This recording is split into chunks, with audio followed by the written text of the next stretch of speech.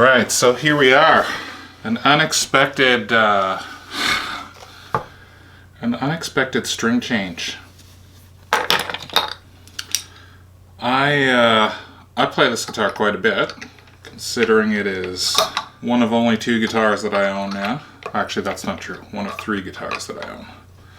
One of 2 electric guitars that I own. The other of which is I have yet to put up the video for. And I don't know why. I'm not really sure why.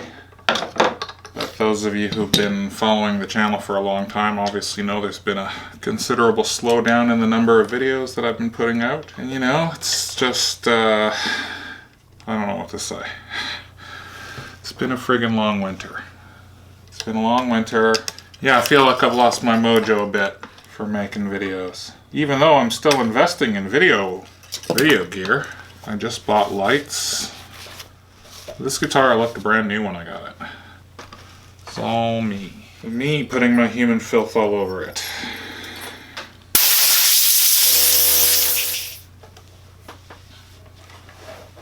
Jesus.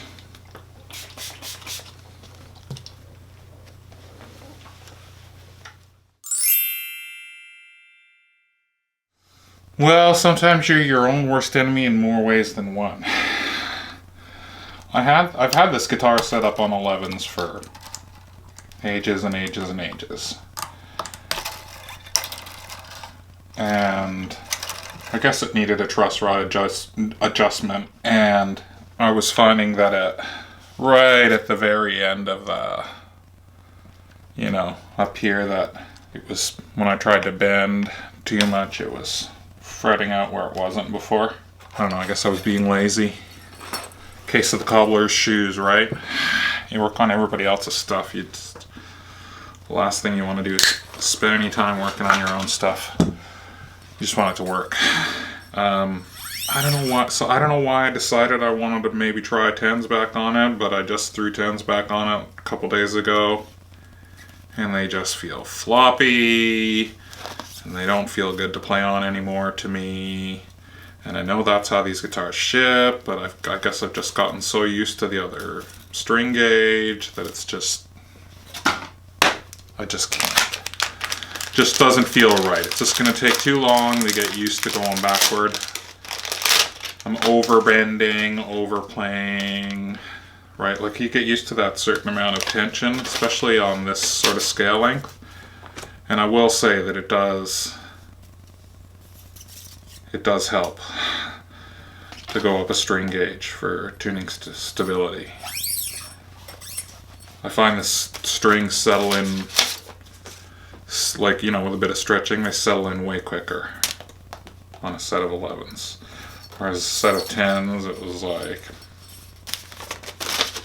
even after a fair bit of stretching, I was still finding the entire guitar coming out like a little bit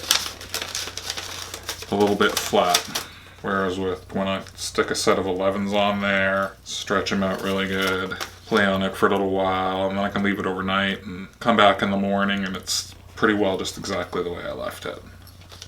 And I've never been a guy to have 11s on Les Paul until I got this one. And I will also say I did notice a difference in the way it sounds.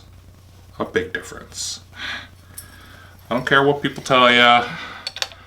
I probably would have said that that was nonsense a few years ago myself, or would have thought that that was nonsense until I had somebody prove it, but maybe I will try one day. Probably somebody's already done a really good job of that, I would assume. I've been upgrading my recording gear. Next thing on my list is a wireless lav mic. Come on, what the? There we go. Is a wireless lav mic. This part of the video, for the main part of the video, right? Because the upstairs stuff, the stuff to record guitars, right? It's only for a small part of the videos. It's not like I'm a gear review channel or anything, but I did, like, it was so frustrating always. I want to just show a little bit, a little bit of how the guitar sounds after it's done. It's sort of a satisfying conclusion in my mind to the end of a repair video, right? Like, okay, you did all this stuff to it, now, like, what's the result sound like. And so that's what I've tried to do. I knew that would go away. That was the other thing. I cut the nut for a set of 11s, and the D string was buzzing on me.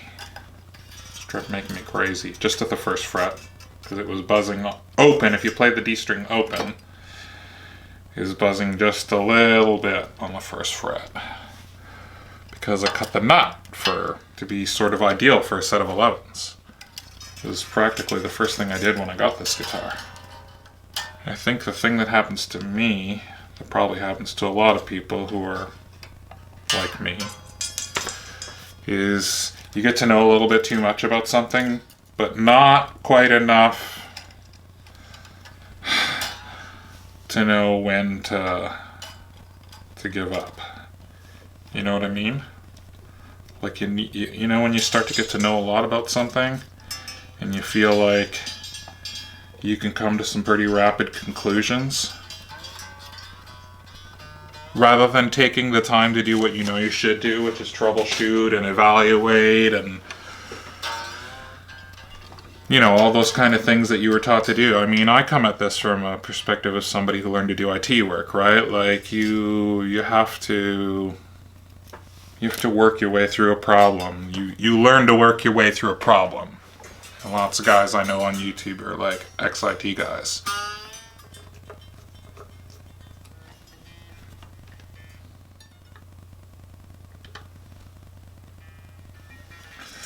Little truce rod adjustamente. The really satisfying thing is knowing that you can, you know, knowing that your guitar can act up, and that you can diagnose what's wrong with it and make it play right. That's a pretty liberating feeling. Especially if you're super impatient like I am and don't have to wait, like Rob has done for the last week and a half for his PRS. That is also having the same problem because he wants to go drop C sharp. This thing here. I've thrown it up on Instant Me.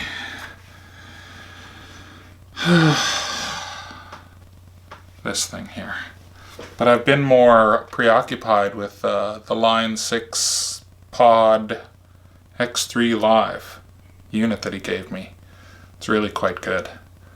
Anyway, yeah, I think this is Opeth.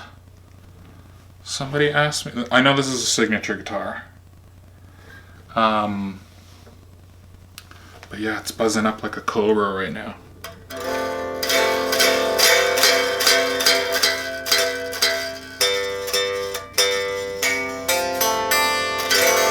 Just buzzes like crazy.